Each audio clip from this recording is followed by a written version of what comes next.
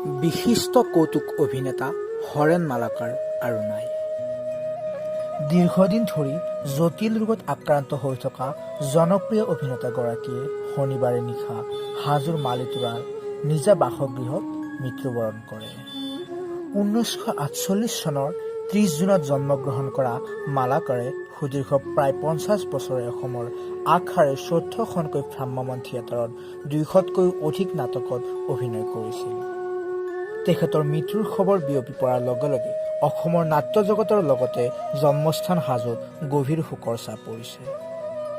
অসম চৰকাৰৰ দ্বাৰা মনোনীত হৈ শিল্পী পেঞ্চনৰ সন্মানৰ উপৰিও বিভিন্ন অনুষ্ঠান প্ৰতিষ্ঠানৰ দ্বাৰা বিভিন্ন সন্মান লাভ কৰিবলৈ সক্ষম হৈছিল।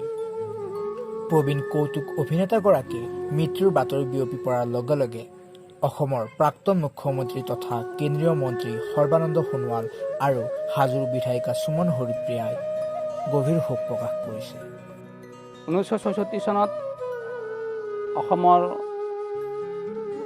ভ্ৰাম্যমাণ নাট্য জগতত আধুনিকতাৰ প্ৰভাৱ পৰা প্ৰয়াত কৰুণা মজুমদাৰৰ প্ৰযোজিত পূৰ্বৱৰ্তী থিয়েটাৰৰ পৰৱৰ্তীত ৰূপ অমৰ থিয়েটাৰত হৰেণ মালাকাৰে কণ্ঠশিল্পী হিচাপে যোগদান কৰি পিছত লখিমী থিয়েটাৰত ভৱেন বৰুৱাৰ অনুপ্ৰেৰণাত তেখেতে প্ৰথম মঞ্চত কৌতুক অভিনেতা হিচাপে আত্মপ্ৰকাশ কৰি 46টা বসন্ত ভ্ৰাম্যমাণ থিয়েটাৰত বিশিষ্ট কৌতুক অভিনেতা হিচাপে অসমৰ বিভিন্ন পৰ্যায়ত বিভিন্ন ক্ষেত্ৰত বিভিন্ন পুৰস্কাৰেৰে পুৰস্কৃত হয়।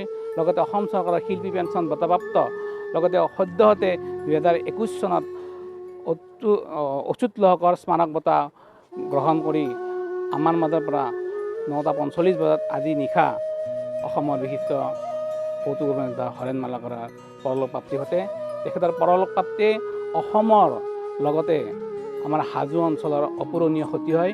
আৰু তেখেতৰ যি ভ্ৰাম্যমাণ নাট্য জগতত যি অনবদ্য অৱদান দি থৈ গ'ল, সেইখিনি সকলো প্ৰজন্মৰ বাবে অনুকৰণীয় হৈ ৰ'ব। আৰু তেখেতৰ এই অনুকৰণীয় ব্যক্তিত্ব আমাৰ নতুন প্ৰজন্মৰ বাবে পাথেয় হৈ ৰ'ব বুলি আমি আশা ৰাখিছোঁ।